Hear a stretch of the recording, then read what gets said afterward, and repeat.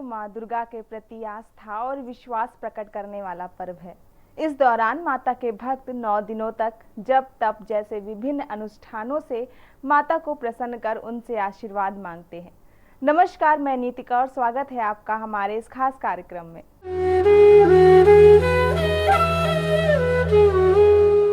आज नवरात्रि का दूसरा दिन है। नवरात्रि के दूसरे दिन माँ के दूसरे स्वरूप ब्रह्मचारिणी की पूजा और आराधना की जाती है। नवरात्रि के 9 दिनों का बहुत अधिक महत्व होता है। इन दिनों पूजा अर्चना का विशेष फल मिलता है। आइए आज जानते हैं माँ के ब्रह्मचारिणी स्वरूप के बारे में। ब्रह्मचारिणी 2 शब्दों से मिलकर बना है। ब्रह्मा, जिसका अर्थ होता है तपस्या, और चारिणी का मतलब है आचरण करने वाली। नवरात्रि में माँ ब्रह्मचारिणी की पूजा करने से व्यक्ति में तप, त्याग और संयम में वृद्धि होती है। माँ दुर्गा के 9 स्वरूपों में देवी ब्रह्मचारिणी का दूसरा स्वरूप है। माँ ब्रह्मचारिणी हमेशा कठोर तपस्या में लीन रहती है। माँ के हाथों में माला और दूसरे हाथ में कमंडल होता है।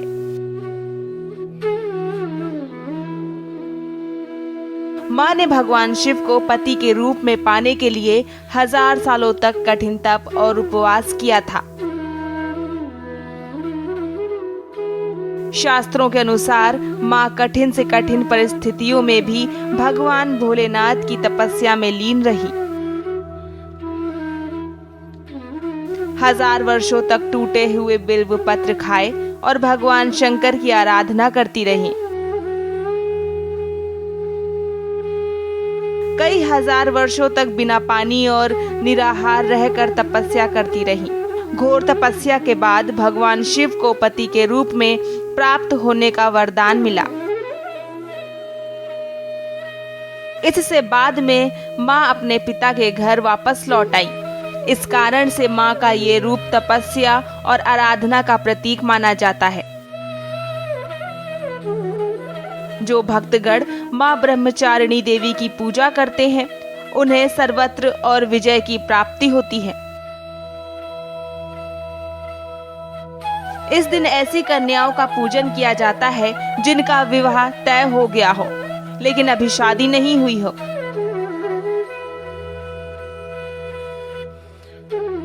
इन्हें अपने घर बुलाकर पूजन के पश्चात भोजन कराकर वस्त्र, पात्र आदि भेंट किए जाते हैं। माँ ब्रह्मचारिणी ने हिमालय के घर पुत्री के रूप में जन्म लिया था और नारद जी के उपदेश से भगवान शंकर को पति रूप में प्राप्त करने के लिए घोर तपस्या की थी। इस कठिन तपस्या के कारण इन्हें ब्रह्मचारिणी का नाम दिया गया। 1000 वर्ष तक इन्होंने केवल फल फूल खाकर बिताए और 100 वर्षों तक केवल जमीन पर रहकर शाक पर निर्वाह किया। कुछ दिनों तक कठिन व्रत रखे और खुले आकाश के नीचे वर्षा और धूप के घोर कष्ट सहे। 3000 वर्षों तक टूटे हुए बिल्व पत्र खाए और भगवान शंकर की आराधना करी। इसके बाद जो उन्होंने सूखे बिलपत्र खाना भी छोड़ दिए।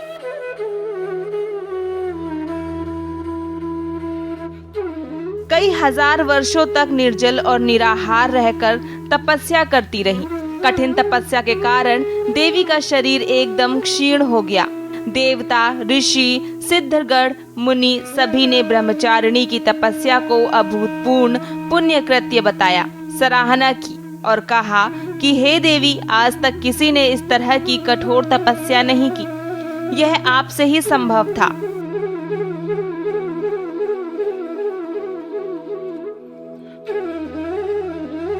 आपकी मनोकामना परिपूर्ण होगी और भगवान चंद्रमौली शिव जी तुम्हें पति के रूप में प्राप्त होंगे।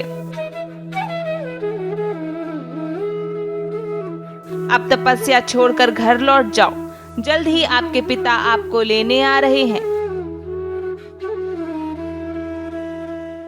तो देखा आपने कैसे माता ब्रह्मचारिणी का नाम पड़ा और कैसे उनकी ये कथा पूरे ब्रह्मांड में विख्यात हुई। नवरात्रि पर्व के दूसरे दिन मां ब्रह्मचारिणी की पूजा अर्चना की जाती है। साधक इस दिन अपने मन को मां के चरणों में लगाते हैं। ब्रह्म का अर्थ है तपस्या और चारिणी यानी आचरण करने वाली। इस प्रकार ब्रह्मचारिणी का अर्थ हुआ तप का आचरण करने वाली। इनके दाहिने हाथ में जप की माला और बाएं हाथ में कमंडल रहता है। मां दुर्गा जी का यह दूसरा स्वरूप भक्तों और सिद्धों के अनंत फल देने वाला है। इनकी उपासना से मनुष्य में तप, त्याग, वैराग्य, सदाचार, संयम की वृद्धि होती है। जीवन के कठिन संघर्षों में भी उनका मन कर्तव्यों पथ पर विचलित नहीं होता। मां ब्रह्मचारिणी देवी की कृपा से उसे सर्वत्र सिद्धि और विजय की प्राप्ति होती है। दुर्गा पूजा के दूसरे दिन इन्हीं के स्वरूप की उपासना की जाती है। इस दिन साधक का मन स्वाधिष्ठान चक्र में शिथिल हो जाता है। इस चक्र में अवस्थी मन वाला योगी उनकी कृपा और भक्ति प्राप्त होती है। ब्रह्मचारिणी नाम क्यों पड़ा? शास्त्रों के अनुसार माना जाता है कि मां दुर्गा ने पार्वती के रूप में पर्वतराज के घर पुत्री के रूप में जन्म लिया और नारद के कहने पर पार्वती ने शिव को पति मानकर उन्हें पाने के लिए कठोर तपस्या की। हजारों सालों तक तपस्या करने के बाद इनका नाम तत्पश्चारिणी या ब्रह्मचारिणी पड़ा। नवरात्र के दूसरे दिन इसी तप को प्रतीक के रूप में पूजा जाता है। इस देवी की कथा का सार ये है कि जीवन के कठिन संघर्षों में भी मन विचलित नहीं होना चाहिए। मां ब्रह्मचारिणी की पूजा करके आप अपने जीवन में धन, समृद्धि और खुशहाली ला सकते हैं। देवी ब्रह्मचारिणी की पूजा करने वाले व्यक्ति को अपने हर कार्य में जीत हासिल होती है। वह सर्वत्र विजयी होता है। देवी ब्रह्मचारिणी का मंत्र इस प्रकार है: ओम ऐं ह्रीं क्लीं ब्रह्मचारिण्यै नमः। आज के दिन आपको इस मंत्र का कम से कम एक माला यानी 108 बार जाप करना चाहिए। इससे विभिन्न कार्यों में आपकी जीत सुनिश्चित होगी। ऐसा है मां ब्रह्मचारिणी का स्वरूप। मां के दाएं हाथ में जप माला और बाएं हाथ में कमंडल शोभित है। मां दुर्गा के इस रूप की पूजा करने से मनुष्य को भक्ति और सिद्धि दोनों की प्राप्ति होती है। हजारों वर्षों तक अपनी कठिन तपस्या के कारण ही उनका नाम ब्रह्मचारिणी पड़ा। तपस्या की इस अवधि में उन्होंने कई वर्षों तक निराहार रहकर कठिन तप से महादेव को प्रसन्न किया और इस तरह ब्रह्मचारिणी के रूप में स्थापित हुई। मां ब्रह्मचारिणी अपने भक्तों से प्रसन्न होकर उन्हें तप, जप, ज्ञान, वैराग्य, त्याग, संयम और धैर्य का आशीष प्रदान करती है। भगवान शंकर को किया प्रसन्न। हजारों वर्षों तक देवी ने कड़ी तपस्या की और अन्न त्याग कर केवल जंगल के फल फूल और बिल्व पत्र खाए। कुछ समय बाद उन्होंने बिल्व पत्र भी खाना छोड़ दिया और निर्जल और निराहार होकर तपस्या करती रहीं। देवता भी हुए खुश।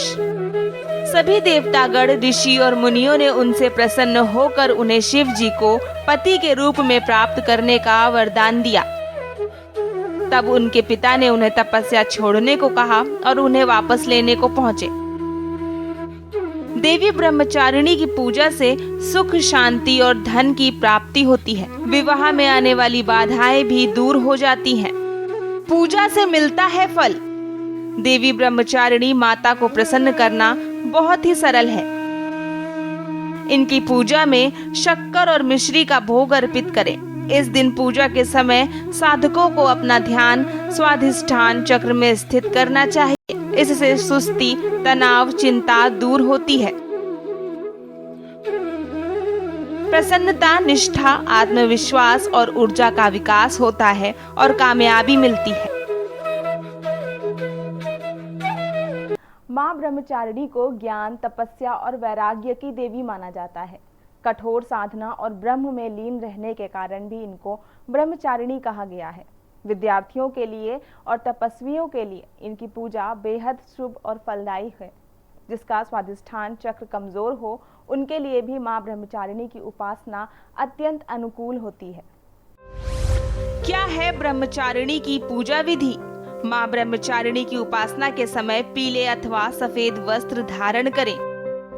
मां को सफेद वस्तुएं अर्पित करें, जैसे मिश्री, शक्कर या पंचामृत। ज्ञान और वैराग्य का कोई भी मंत्र जपा जा सकता है। मां ब्रह्मचारिणी के लिए ओम ऐं नमः का जाप करें। जलीय आहार और फलाहार पर विशेष ध्यान देना चाहिए। स्वादिष्ठान चक्र के कमजोर होने पर क्या होता है? व्यक्ति के अंदर अविश्वास रहता है।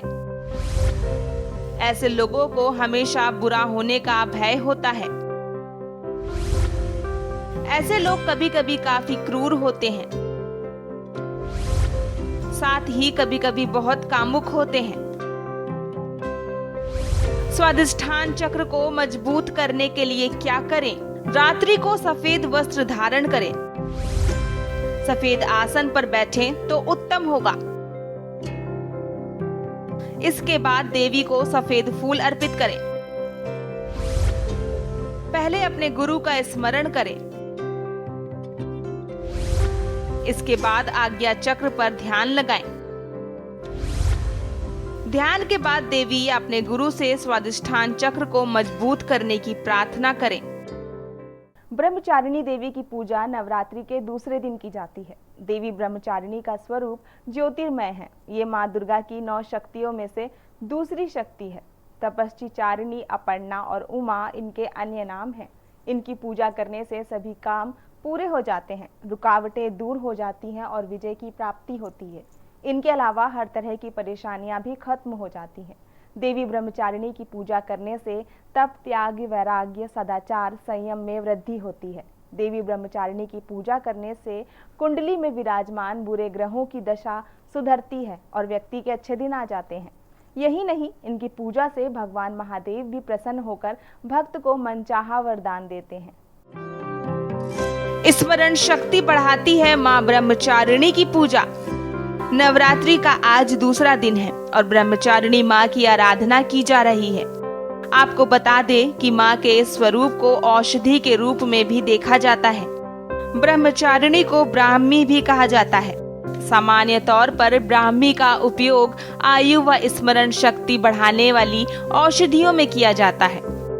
ब्राह्मी से वायु संबंधी विकार, रोगों का निदान पाया जा सकता है। नैना देवी मंदिर में होती है मां ब्रह्मचारिणी की खास पूजा। मां दुर्गा के 51 शक्तिपीठ देश के अलग अलग भागों में स्थापित हैं।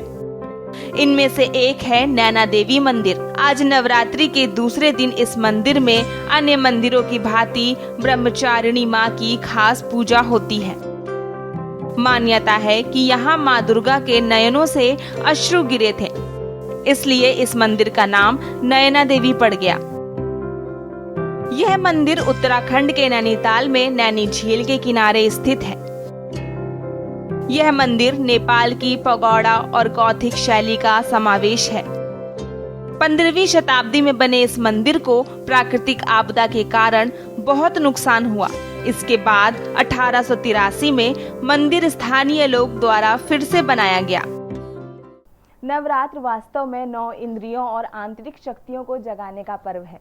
दूसरे दिन मां ब्रह्मचारिणी की पूजन का विशेष महत्व माना गया है।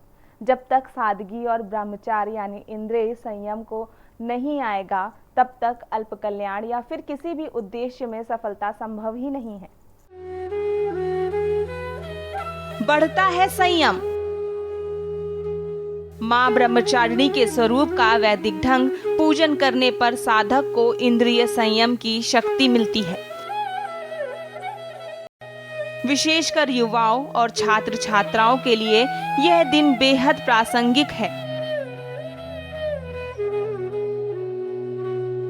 मन को एकाग्र करके व इंद्रिय संयम के माध्यम से ही लक्ष्य की सफलता को साधा जा सकता है।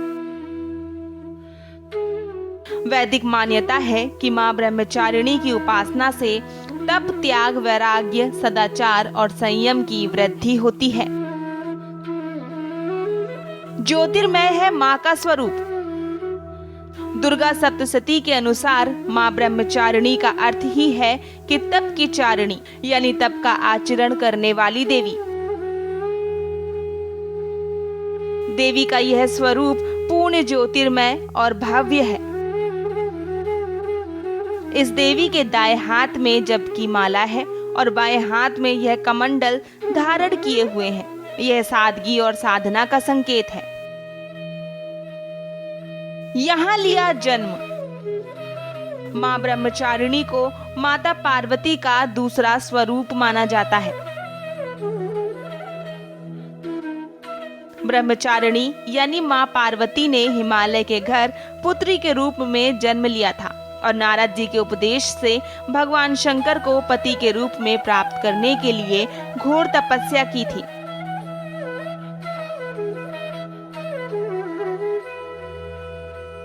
इस कठिन तपस्या के कारण इन्हें तत्पश्चारिणी यानी ब्रह्मचारिणी नाम से अलंकृत किया गया।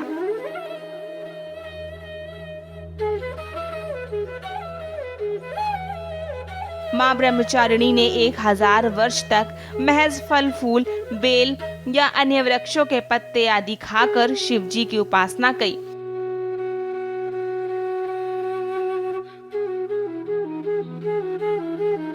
कई वर्षों तक निराहार रही, जमीन पर शयन करके शरीर को तपाया और शिव जी को प्रसन्न किया।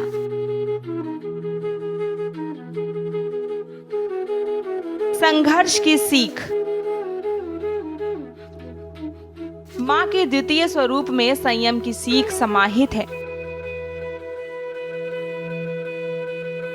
युवा इसे अपनाकर जीवन का कठिन से कठिन लक्ष्य भी प्राप्त कर सकते हैं। देवी पुराण के अनुसार माँ ब्रह्मचारिणी को सभी विधाओं का ज्ञाता माना जाता है। माँ के इस रूप की आराधना से मनचाहे फल की प्राप्ति होती है। माँ के इस दिव्य स्वरूप का पूजन करने मात्र से ही भक्तों में आलस्य, अहंकार, लोभ, असत्य, स्वार्थपरता व ईर्ष्या जैसी दुष्प्रवृत्तियां दूर हो जाती हैं। बढ़ती है एकाग्रता।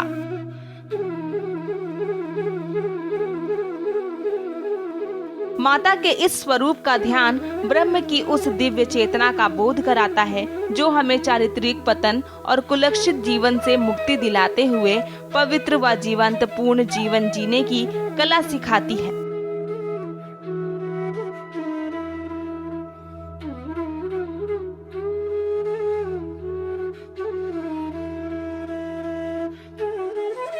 माँ का यह स्वरूप समस्त शक्तियों को एकाग्र कर बुद्धि, विवेक और धैर्य के साथ सफलता की राह पर बढ़ने की सीख देता है।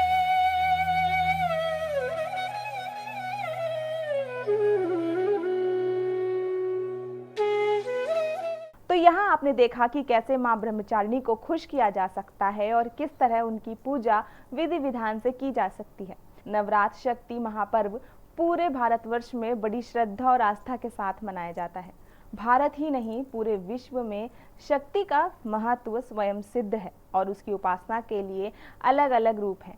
समस्त शक्तियों का केंद्र एकमात्र परमात्मा है, परंतु वह भी अपनी शक्ति के बिना अधूरा है। संपूर्ण भारत वैदिक ग्रंथों की उपासना व तंत्र का महत्व शक्ति उपासना के बिना ही अधूरा है। क्यों शक्ति की माँ के रूप में होती है पूजा? शक्ति से तात्पर्य है ऊर्जा। यदि ऊर्जा को अपने अनुसार चलाना है तो उस पर आधिपत्य करना पड़ेगा। मतलब या तो शक्ति को हराकर या तो शक्ति को जीतकर उसे हम अपने पराधीन कर सकते हैं। परंतु ये होना जनमानस से संभव नहीं था। इसलिए भारत में उससे समस्त कृपा पाने के लिए माँ शब्द के उद्धृत किया गया। इससे शक्ति में वात्सल्य भाव जागृत हो जाता है और अधूरी पूजा व जाप से भी माँ कृपा कर देती है। इसलिए संपूर्ण वैदिक साहित्य और भारतीय अध्यात्म में शक्ति की उपासना प्रायः माँ के रूप में की गई है। यही नहीं, शक्ति के तामसिक रूपों में हाकिनी, यक्षिणी, प्रेतिनी आदि की पूजा भी तांत्रिक और साधक मां के रूप में करते हैं। मां शब्द से उनकी आक्रामकता कम हो जाती और वह व्यक्ति को पुत्र या अज्ञानी समझकर क्षमा कर अपनी कृपा बरसाती है। क्या है नवरात्र का महत्व? भारत में शक्ति की पूजा के लिए नवरात्रि का अत्यधिक महत्व है। नवरात्र में प्रायः वातावरण में ऐसी क्रियाएं होती हैं और यदि इस समय पर शक्ति की साधना, पूजा और अर्चना की जाए तो प्रकृति शक्ति के रूप में कृपा करती है और भक्तों के मनोरथ पूरे होते हैं।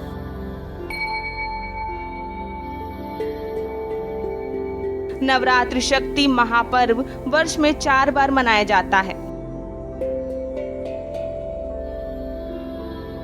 क्रमशः चैत्र, आषाढ़, अश्वनी, माघ, लेकिन ज्यादातर इन्हें चैत्र और अश्वनी नवरात्र के रूप में ही मनाया जाता है। उसका प्रमुख व्यवहारिक कारण जन सामान्य के लिए आर्थिक, भौतिक दृष्टि से इतने बड़े पर्व ज्यादा दिन तक जल्दी कर पाना संभव नहीं है।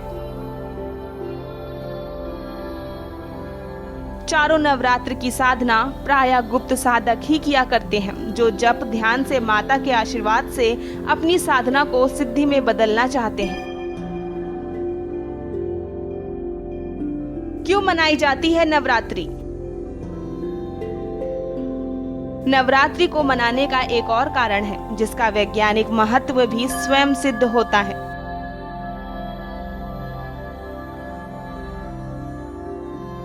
वर्ष के दोनों प्रमुख नवरात्र प्रायः ऋतु संधि काल में अर्थात 2 ऋतुओं के सम्मिलित में मनाए जाते हैं। जब ऋतुओं का सम्मिलन होता है तो प्रायः शरीर में वात, पित्त, कफ का समायोजक घट बढ़ जाता है।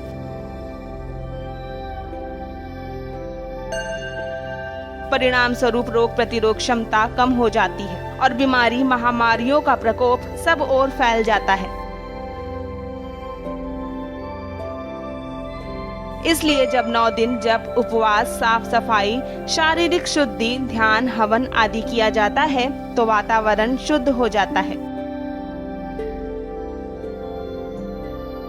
ये हमारे ऋषियों के ज्ञान की प्रखर बुद्धि ही है, जिन्होंने धर्म के माध्यम से जन स्वास्थ्य समस्याओं पर भी ध्यान दिया।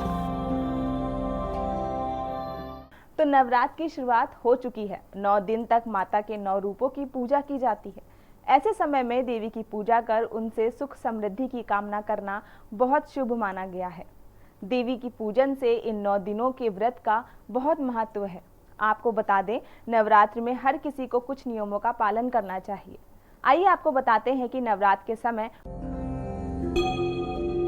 अगर रखते हैं व्रत तो रखें ख्याल। अगर आप 9 दिन का व्रत रख रहे हैं तो आपको दाढ़ी, मूछ और बाल नहीं कटवाने चाहिए, लेकिन इस दौरान बच्चों का मुंडन करवाना बेहद शुभ होता है।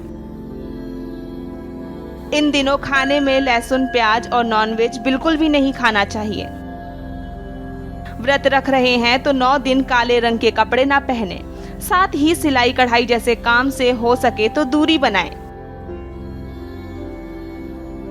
नवरात्रों में नाखून भी ना काटें। अगर व्रत कर रहे हैं तो चमड़े की चीजें जैसे बेल्ट, चप्पल, जूते, बैग का इस्तेमाल भी नहीं करना चाहिए। नवरात्र में अगर आपने कलश की स्थापना की है तो अखंड ज्योति जलते रहने दें और इन दिनों घर को खाली छोड़कर बाहर न जाएं। खाने में कुट्टू का आटा, समारी के चावल, सिंघाड़े का आटा, साबूदाना, सेंधा नमक, फल, आलू, मेवे, मूंगफली का सेवन करें। व्रत में अगर आप फल खा रहे हैं तो एक बार में ही उसे खत्म कर लें, बार बार ना खाएं। खाद्य सामग्री सब्जियों के परिवार में गिनी जाती है। बावजूद इसके प्याज और लहसुन खाना लोग प्रीफर नहीं करते। नवरात्रि में आखिर लहसुन प्याज का सेवन क्यों नहीं करना चाहिए? वैसे तो 9 दिन व्रत में रहता है वह नमक का भी सेवन नहीं करता, बल्कि फलाहार पर रहता है। फिर सवाल ये उठता है कि बाकी जो व्रत नहीं है उनको भी लहसुन प्याज से बनी सामग्रियों का त्याग आखिर क्यों कर देना चाहिए? क्या ये सिर्फ बिना आधार की मान्यता है या इसके पीछे कोई वैज्ञानिक कारण है? आइए जानते हैं।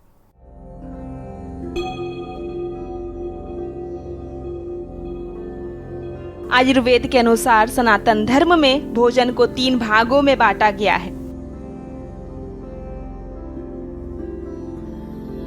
इसमें पहले नंबर पर आता है राजसिक भोजन, दूसरे नंबर पर आता है तामसिक और फिर आता है सात्विक भोजन। चूंकि उपवास के दौरान लोग सात्विक आहार लेना पसंद करते हैं बजाय तामसिक और राजसिक के।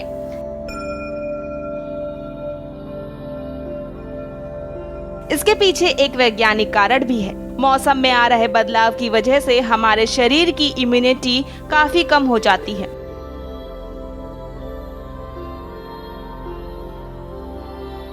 ऐसे में गरिष्ठ, ऑयली और जंक फूड से दूर रहने की सलाह दी जाती है। नवरात्रों के दौरान उपवास रखने से शरीर की सफाई भी हो जाती है। अगर आप व्रत कर रहे हैं तो इस दौरान सोडा, कोला और शराब पूरी तरह से वर्जित होता है। नवरात्र में वो भक्त भी शराब और सिगरेट से दूर रहते हैं जो व्रत नहीं करते हैं। राजसिक भोजन: प्याज, लहसुन, तंबाकू, मांस, शराब, जरूरत से ज्यादा पकी हुई चीजें, खमीर उठी हुई चीजें और तामसिक भोजन में शामिल होती हैं।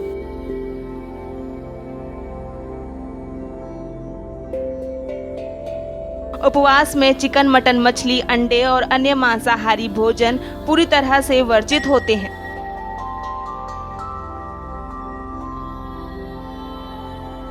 यह राजसिक श्रेणी का खाना है। अगर आप उपवास नहीं कर रहे हैं तब भी आपको इस दौरान मांसाहारी भोजन से दूर रहना चाहिए।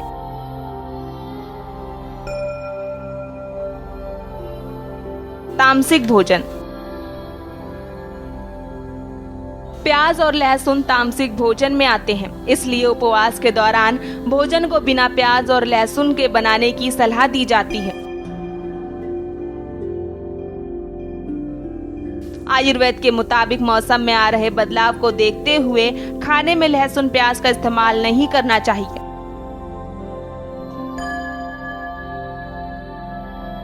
क्योंकि इससे शरीर की गर्मी बढ़ती है। सात्विक भोजन: वैसे बिना प्याज और लहसुन को भी भोजन पकाया गया हो वह सात्विक में ही आएगा।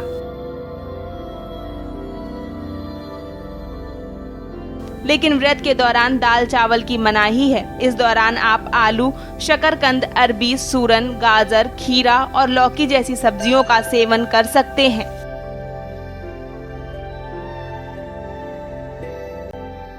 हमारी आज की पेशकश माँ का दूसरा स्वरूप ब्रह्मचारिणी में फिलहाल इतना ही। मुझे दीजिए इजाजत। देखते रहिए के न्यूज़ इंडिया। नमस्कार।